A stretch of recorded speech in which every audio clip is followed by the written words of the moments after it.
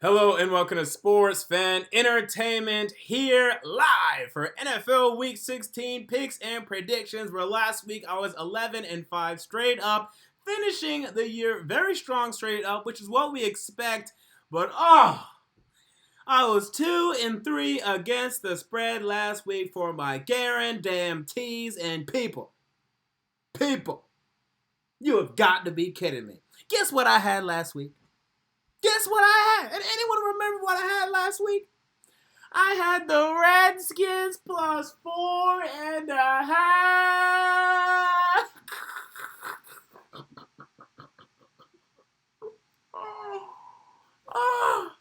I had the Redskins plus 4.5. Oh, they were down 4. Oh, they were at the 40-something, 43. Let's call it. And Dwayne Haskins, my boy, decides to throw the ball backwards. And it's recovered by the Eagles for a touchdown to give me a losing record for the week. And I had the over 40.5 for the Packers and Bears. And if the Bears were not hosed, or because there was like a missed call on that final draft for the Bears, or if this clown, I can't remember if it was Trubisky, I think it was Trubisky, would have just gave the ball to Allen Robinson, I would have got my 7 points that I needed. I could have easily have been 4-1, but that's the way the cookie crumbles. We're still positive on the season, and that's all that we care about. Quickly, let me switch to the ticker text. I forgot to change it from my Tighten Up Thursdays, and let us begin with the Thursday night. Oh, there's no Thursday night. Let us begin with the Saturday games as we start with the Saturday noon game. We have the Houston Texans at the Tampa Bay Buccaneers, noon Central Standard Time I'm talking about. So, a lot on the line. If you're a Tennessee Titans fan, here's the Texans travel to Tampa Bay. If the Texans win this game, AFC South hopes are over for Tennessee Titans. And that is what I expect. As Tampa Bay has been playing better lately. They've been playing pretty impressively lately. And Jameis Winston has one of his best performances ever last week as he threw for 4 touchdowns. And can you believe it? Only 1 interception over 450 passing yards. But no Mike Evans. We know that he's on IR. No Chris Godwin either. Brashad Perriman, who had a fantastic game last week. I picked him up in fantasy in a league where I'm still competing for the championship. Brashad Perriman is scheduled to be their number 1 wide receiver. And although the connection between Winston and Perriman worked last week, I'm not betting on that. And Houston knows that they can lock up the division this week. I expect them to bounce back to, stronger play for them. I think they're showing their flaws. I think they're showing they're not a true Super Bowl contender. I don't think anyone really expected that, but some people still have some hopes for that. I think they're showing that they're not. But I feel like, with Tampa Bay and the injuries that they're having offensively, those 2 big wide receivers being down, I can't pick them right now. Give me the Houston Texans to win this game 30-23 and just to outscore the Tampa Bay Buccaneers. Next game, we have the Buffalo Bills at the New England Patriots, where I expect the Bills to put up a very good and very strong fight here. Again, you all know my belief. I'm not a believer in the New England Patriots this season. They're showing their flaws. They're showing their vulnerabilities. Teams will be able to pick them apart in the playoffs. I'm not expecting them to even make the AFC Championship right now. It's still a possibility, but I'm definitely not expecting them to make the Super Bowl. I'm betting my life on that. No Super Bowl this year for the New England Patriots. No Super Bowl appearance. This is one of their weaker years. Their offense is terrible. I'm very intrigued to see if Buffalo has the cojones to go up to Foxborough and win in December. I don't think they're quite there yet. Next season, maybe talk to me. So give me the New England Patriots for now. But I do truly believe this is going to be a very entertaining game and one to look out for. Maybe not very entertaining, but it's going to be a very close game and one to look out for. And, stay tuned to it Saturday.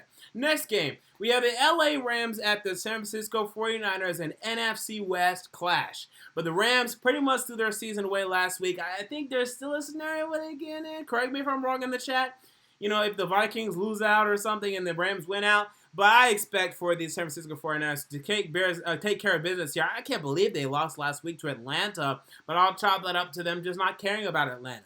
And then being, so worn out from the matchup against the New Orleans Saints the week prior, and also looking ahead to the LA Rams matchup the week after. I'm going to chop it up to that. I saw fit the 49ers winning the Super Bowl this season, to be quite honest with you.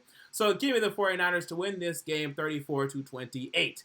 Next game, we have the Carolina Panthers traveling to Indianapolis, where they take on the Indianapolis Colts, and man, the Indianapolis Colts have fallen, and they cannot get up, as, man, they got killed on Monday Night Football 34-7 by the New Orleans Saints, a Super Bowl contender. Nothing to be too embarrassed about, but still embarrassing. As you had Drew Brees have a passing record on you, and you weren't even close to them the whole game. The Saints were up, I think, 34-0 in that game. That's embarrassing without a doubt. So the Colts are absolutely in need of something, or need of some sort of hope and something here. The Panthers, they won recently. I can say that about the Indianapolis Colts. So give me the Panthers. They're starting Will Grier for this game, and I kind of like Will Grier, kind of. I don't think he's going to be a starting quarterback in this league, but I think he can lead them to a win against the Indianapolis Colts. So give me the Carolina Panthers to go beat the Indianapolis Colts, and mainly just because the Panthers have Christian McCaffrey, and that's the only player I care about this entire game. Next game, we talk about the Baltimore Ravens at the Cleveland Browns, where we have a rematch where the Cleveland Browns beat the Baltimore Ravens earlier in the season. One of the more shocking and still confusing results of this 2019 NFL season, not only at the time, but also in retrospect, one of the weirdest results this season, without a doubt. I expect the Baltimore Ravens to be able to turn the tide and, be able to make up for that previous loss against the Browns this season. The Browns are in disarray. Freddie Kitchens has lost the locker room. I mean, you could argue he never really had it, but he's definitely lost it now. You know what's insane? This idea, and which apparently is true, that the Cleveland Browns were, some of their players were going to the Cardinals sideline and saying, "Hey, come get me! Hey, come get me!" Y'all do know that they're now, 4-9-1, and the only reason that they're 4-9-1 is because y'all lost to them. They're no better than you. The only difference between you and them is they like their head coach. They're not good. And you don't think you'd be miserable in Arizona. Are you out of your mind? The only difference between y'all and Arizona is that Arizona has expectations, so forget about it. It's ridiculous. Give me the Baltimore Ravens to go defeat the Cleveland Browns. Next game, we have the Jacksonville Jaguars at the Atlanta Falcons. And hey, one upset that I had last week, I had the Atlanta Falcons, I had the Jacksonville Jaguars beating the Oakland Raiders last week. Everyone was expecting the Raiders to win that game. I don't know why. The Raiders have been, on the rails, on the ropes for weeks now. Whereas the Jaguars, they've been struggling too, don't get me wrong. But they still have Minshew, they still have Fournette. They're able to do some things. And I feel like they were more due for a win than the Raiders at the time. The Falcons surprisingly got it done last week, and they continue to be annoying. Has anyone correctly predicted a Falcons victory this season? This is a legitimate question I'm asking. I think they beat the Philadelphia Eagles week 2. I might have predicted that, but that's about the only one. That's about that. They beat the Panthers, they beat the Saints, they beat the, the Bucks, I think, and then they beat the 49ers. And what is going on with this team? There's not been a time, except for week 2 or week 3, where the Falcons won and I expected them to win. I don't get it. So here they host the Jacksonville Jaguars, a team that, again, I expected to win in Oakland last week, and there's not a big difference between Jacksonville and Atlanta, but winning 2 straight road games, that's too much to ask for the Jacksonville Jaguars. So give me Atlanta by 1 point. I don't know. I don't really care, to be quite honest with you. I don't know really who does, but sure, give me Atlanta.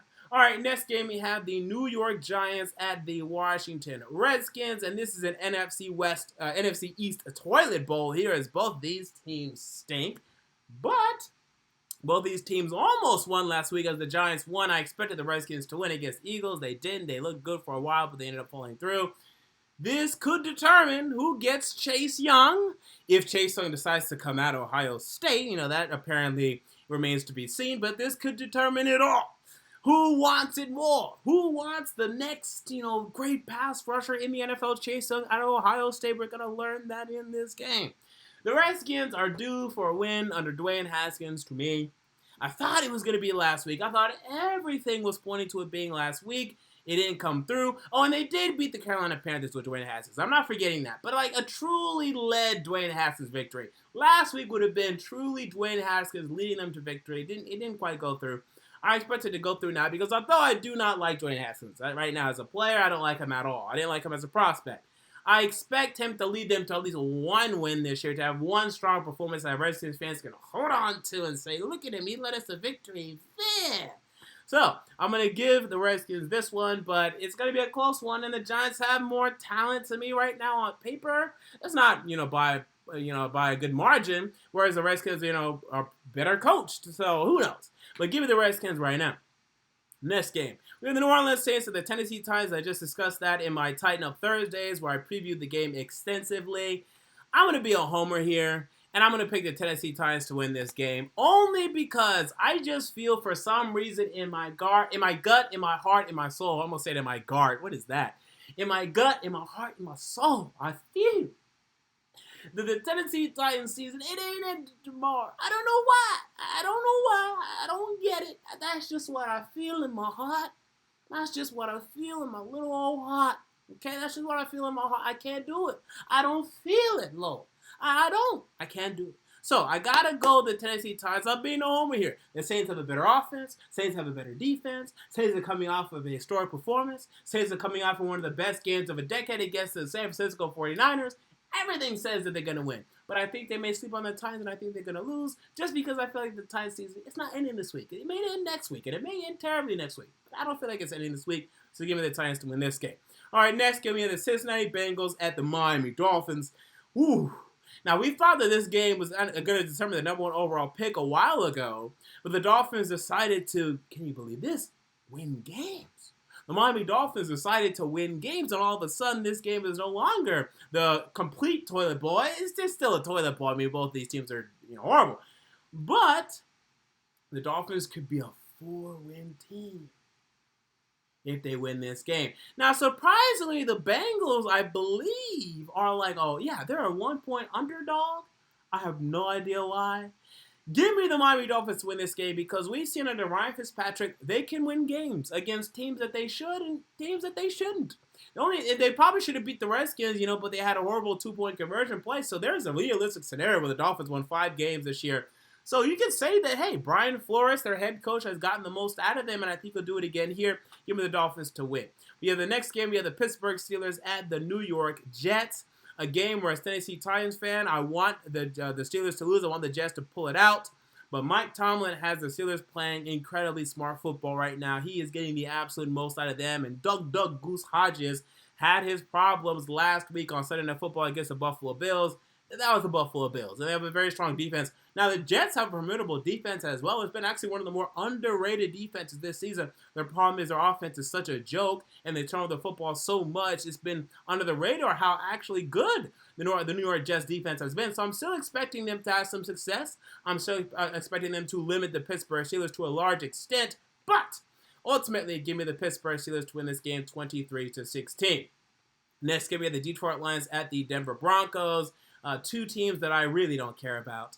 Again, I know I picked the Detroit Lions to win the NFC North. Again, that was with Matthew Stafford. I'll always tell you, without Matthew Stafford, the Lions are a joke. They're nothing. They can't do anything, ever.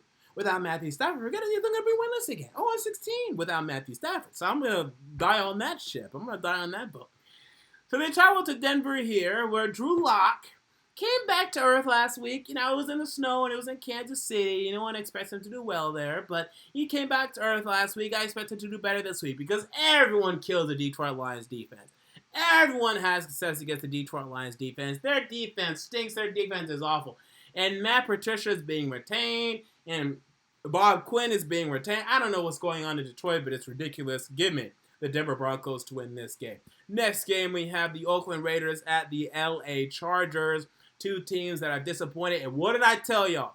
Everyone was talking about the Oakland Raiders weeks ago. Oh, we were wrong about the Oakland Raiders. Everyone was too quick to trash John Gruden, Mike Mayock, and the Oakland Raiders. Aha! The real truth is out as they are on a losing streak right now, ladies and gentlemen. They have lost 4 games in a row, and it's going to be 5. As they travel to LA and will lose to the LA Chargers, as the Chargers have way more going for them right now than the Oakland Raiders. Next game, we have the Dallas Cowboys at the Philadelphia Eagles, a game that will likely determine the NFC East champion. If the Cowboys win, they have it. If the Eagles win, it ain't over. That's the scenario here. The Eagles, they won 2 in a row. They've defeated the Washington Redskins and the New York Giants. Who cares? The Cowboys, they defeated the LA Rams last week, 44-21. The Cowboys, they had their way with the Philadelphia Eagles earlier this season. Give me the Dallas Cowboys to win this game based on that and that alone. I don't really care about the matchups. That's what makes the most sense to me. Now, I don't love the fact that Dak Prescott is injured, that he's not going to practice pretty much all week. I don't think he's going to practice this week, and that he's going to show up for the game. I don't like that. But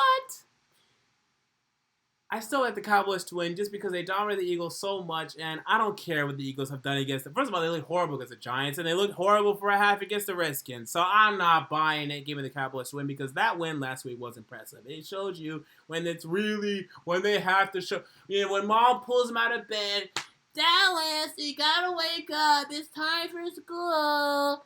Dallas says, okay, we'll try. We'll win the football game. That's Dallas's move this year.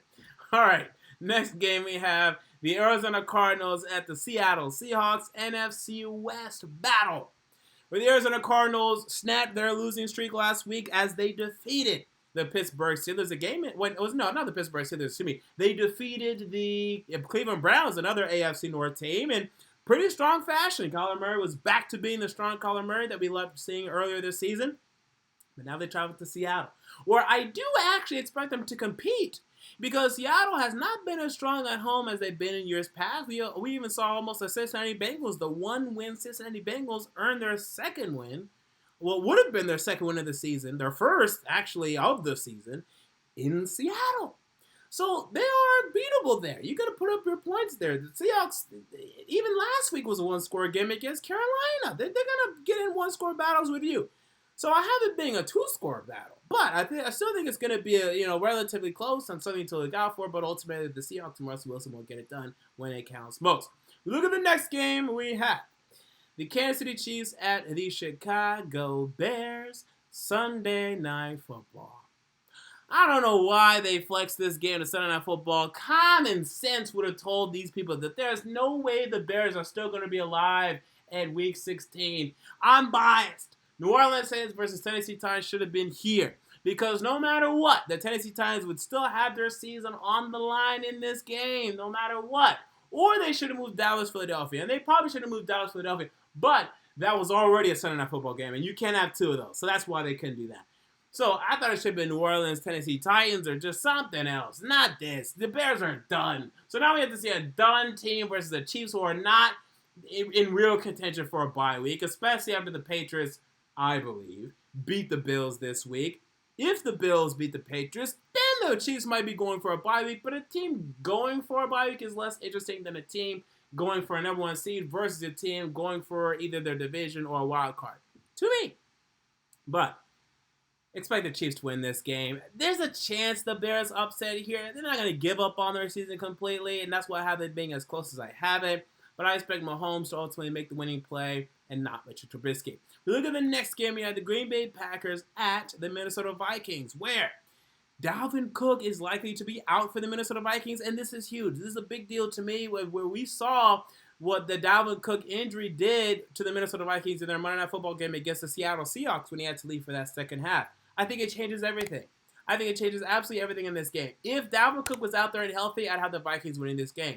But without Dalvin Cook, without his buddy to his side, I don't trust Kirk Cousins to make enough plays. I've just seen it enough in prime time.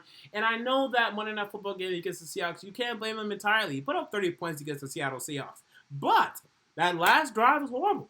He was horrible on that last drive when it really counted, when he needed to put up points. He couldn't do it. He's going to make his plays to Stephon Diggs. He's going to make his plays to Adam Thielen, who should now be back and healthy and ready to roll and actually get going.